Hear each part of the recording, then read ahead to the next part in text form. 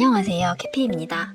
여러분은 결핍을 느끼시나요? 가난, 피로, 외로움? 결핍은 여러 종류가 있고 모두 하나 이상의 결핍을 가지고 있다고 생각합니다. 요즘 유튜브를 보면 가난에 대물림이라던가 하면서 경제적 능력이 낮은 가정일수록 학업 성취도가 떨어지고 이게 성인 이후에 학력과 직장의 수준까지 결정하면서 가난의 대물림이 반복된다는 그런 무서운 영상을 봤어요. 결핍이라는 게 단순히 감정적 두려움이나 고통, 외로움을 주는 것을 넘어서서 판단하는 사고에도 영향을 미친다는 연구가 지속되고 있는데요. 여러분은 어떻게 생각하시나요? 우리 그림 그릴 때나 게임할 때 혹은 좋아하는 사람이랑 얘기할 때 시간이 멈춘 것처럼 몰입했던 적 있으신가요? 심리학자 칙센트 미아이는 이걸 몰입이라고 불렀습니다. 몰입은 자기를 잊는 순간에 가능하다고 하는데요. 근데 반대로 자기의식이 너무 커지면 어떻게 될까요? 농구 선수는 연습 때는 잘 넣다가도 관중 앞에서 자유투를 놓치고 나죠. 이걸 초킹이라고 합니다. 관중들의 응원과 잘 넣어야 한다는 압박이 스스로의 능력을 저하시키는 건데요. 대화할 때도 마찬가지예요. 저 사람이 날 싫어하면 어떡하지? 내 얘기 재미없으면 어쩌지?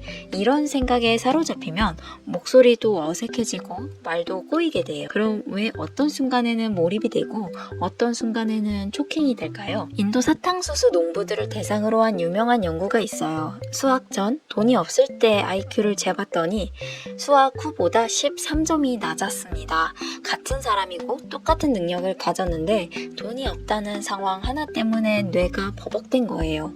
이게 바로 인지적 대역폭이 결핍 때문에 줄어드는 현상입니다. 인지적 대역폭이란 뇌가 동시에 처리할 수 있는 여유인데 가난이나 피로, 외로움 같은 결핍이 오면 이 대역폭이 확 줄어든다고 해요. 인터넷 속도 100메가에서 10메가로 떨어지면 영상도 다 끊기듯이 우리 뇌도 작은 일에 버벅이게 돼요.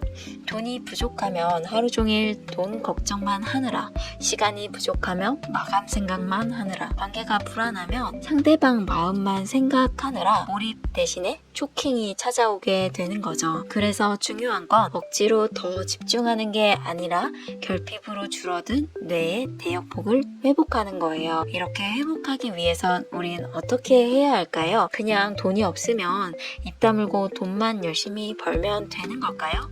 부족한 걸 참고 메꾸기만 하면 될까요? 아니죠. 진짜 회복은 결핍을 억지로 없는 게 아니라 우리 뇌가 쉴 수 있는 환경을 만들어 주는 데서 시작됩니다. 그렇게 해야 결핍으로 줄어든 대역폭을 회복하는 것인데요. 저는 이런 상황을 보면 옛날에 보았던 영화 닮아야 놀자가 생각납니다. 좀 옛날 영화긴 해서 못 보신 분들도 있을 거라고 생각해요. 내용을 말씀드리자면 한 조직이 다른 조직 폭력배들로부터 위협을 받고 있었어요. 그래서 절에 숨어 지내기 위해서 사찰에서 숨어 지내지만 조직 폭력배들이다 보니까 사고를 좀 치게 되고 거기서 지내시던 스님들이 불만이 일자 주지 스님은 그들을 절에서 지낼 수 있게 해주는 조건으로 시험을 냅니다. 만약에 시험을 통과하지 못하면 절에서 나가는 조건으로요. 시험의 내용은 밑동이 깨진 항아리를 물에 채우라고 해요. 이 건달들은 깨진 구멍을 어떻게든 막고 물을 채우려고 안간힘을 씁니다. 하지만 밑빠진 독에 물을 채우기란 좀처럼 쉽지가 않았죠. 점점 지쳐갈 무렵에 주인공 건달로 나오는 박신양 배우님이 항아리를 물속에 던집니다. 그러자 주지스님께서 저것 보거라, 항아리에 물이 가득 찼구나 라고 하시죠. 주지스님들이 그들에게 밑빠진 독에 물을 채울 때 어떤 생각을 하고 채웠느냐? 라고 질문합니다. 이에 종직 폭력배 박신양은 그냥 항아리를 물속에 던졌습니다 라고 대답하죠. 이에 주지스님은 나도 밑빠진 너희들을 그냥 내 마음속에 던졌을 뿐이다 라고 말하며 그들의 부족함과 어리석음까지도 감싸 안아주며 절에서 지내게 해주겠다라는 뜻을 내비칩니다. 사실 이건 인간관계에서 타인을 수용하는 자세에 대한 깨달음을 주는 명대사입니다. 하지만 저는 이걸 결핍에도 적용할 수 있다고 생각해요. 우리는 결핍은 구멍난 항아리와 같다고 생각합니다. 합니다. 거기에 계속 물이 새고 그 새는 물에 집중하죠. 그래서 그걸 틀어막는 데에만 신경을 집중하느라 다른 데에 신경 쓸 여력이 없는 거예요.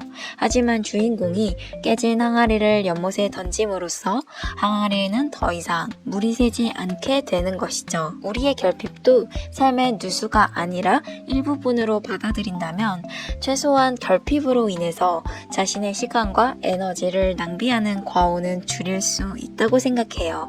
물론 결핍을 메꾸고 고쳐나가는 과정은 성장하는 삶에 있어서 반드시 필요한 부분입니다.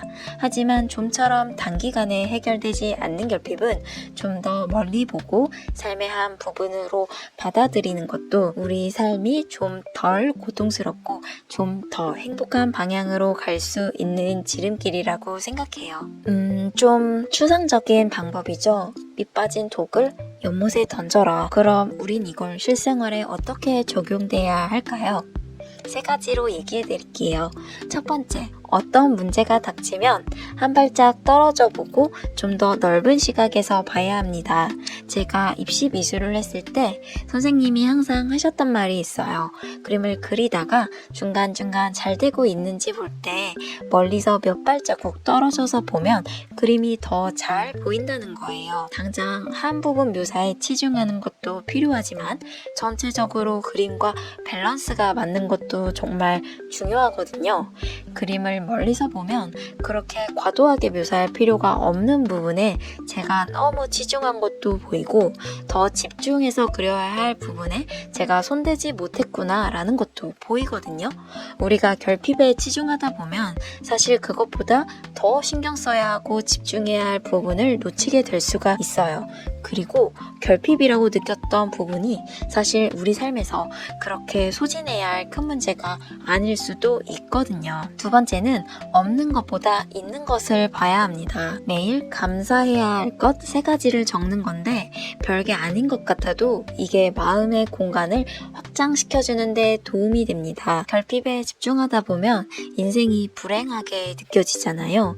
그리고 그 결핍을 갖고 있지 않는 사람들만 눈에 들어와요. 자기가 제일 불행한 사람같이 느껴질 수 있거든요. 하지만 내 결핍이 없는 그 제가 부러워하는 사람조차도 제가 모르는 결핍이 있을 수가 있어요. 사람은 누구나 자기만의 결핍이 있거든요. 그러니까 없는 것보단 내가 가진 것, 감사하는 것을 의식적으로 찾고 그것에 감사하는 마음을 갖는 게 정말 중요하고 삶을 풍요롭게 만들어줘요. 마지막으로 혼자 끙끙 절대 앓지 마세요. 내가 큰 결핍이라고 느꼈던 것들이 상대방이 생각했을 땐 별게 아닐 수 있어요. 자꾸 돈으로 비유해서 좀 그렇지만 내가 돈이 없는데 상대방은 돈이 있으니 그게 별거 아닐 수 있지 이렇게 생각할 수 있잖아요. 근데 그거 아니고요.